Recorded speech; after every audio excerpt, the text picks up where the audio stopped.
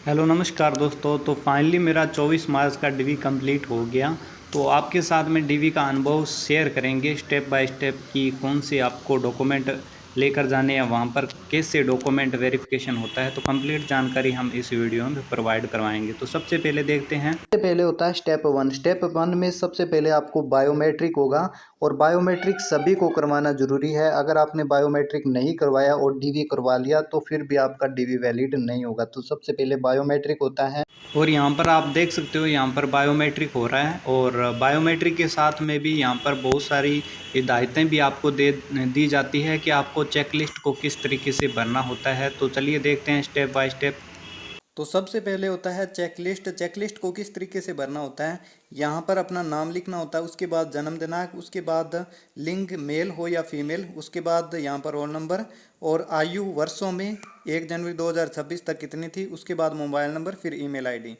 उसके बाद होता है स्क्रूटनी फॉर्म। स्क्रूटनी फॉर्म में हाँ लिखना है और स्क्रूटनी फॉर्म में यहाँ जारी दिनांक कौन सी लिखनी है, जिस दिन आपने स्क्रूटनी फॉर्म को सबमिट किया था वो यहाँ पर जारी दिनांक लिखनी है।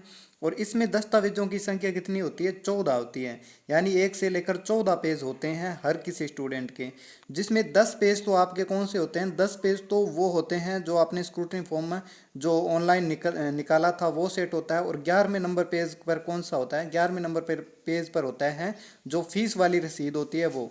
और 12वें नंबर पेज पर आपको लगाना है एडमिट कार्ड। और 13 से 14 नंबर पेज पर आपको लगाना है जो आपने आवेदन पत्र लगाए थे वो लगाना होता है। तो इस तरीके से 1 से लेकर 14 पेज आपको बन जाते हैं, जिसमें 10 पेज स्कूटनी फॉर्म और 11वां वाला पेज फीस वाला और 12वां नंबर एडमिट कार्ड और 13 से 14 आवेदन पत्र इसी क्रम में लगाने होते हैं। उसके बाद है मैट्रिक, हाई स्कूल, सेकेंडरी।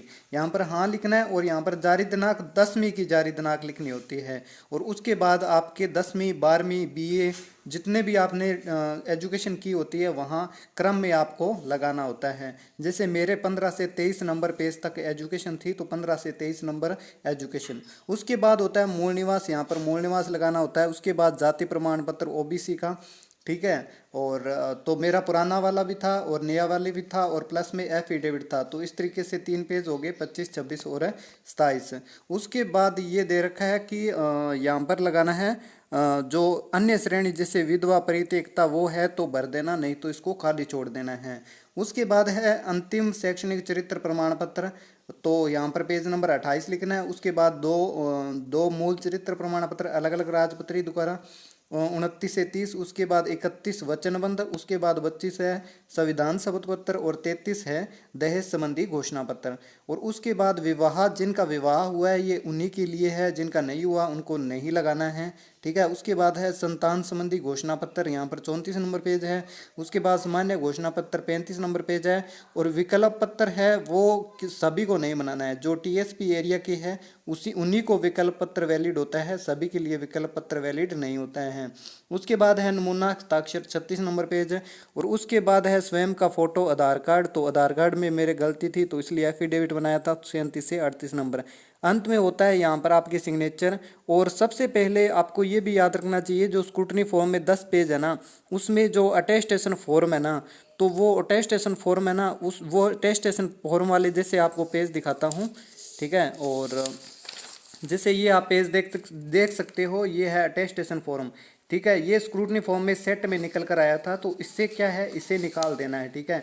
और इसे निकाल कर जो ओरिजिनल वाला, जो ऑफलाइन वाला आपके पास अटेस्टेशन फॉर्म है ना, वो एक सेट में लगा देना। और दूसरे सेट में क्या करना है, उसी ओरिजिनल वाले ऑफलाइन वाले की फोटोकॉपी अटैच कर देनी है। तो इस तरीके से आपको अलग से इस जो अटेस्टेशन फॉर्म है यहाँ पर, इसको अलग से अटेस्टेड करवाने की ज़रूरत नहीं है, ठीक है। आप ऑफलाइन वाला उसमें लगा दीजिएगा और दूसरे सेट में ऑफलाइन वाले की फ़ोटोकॉपी लगा दीजिएगा।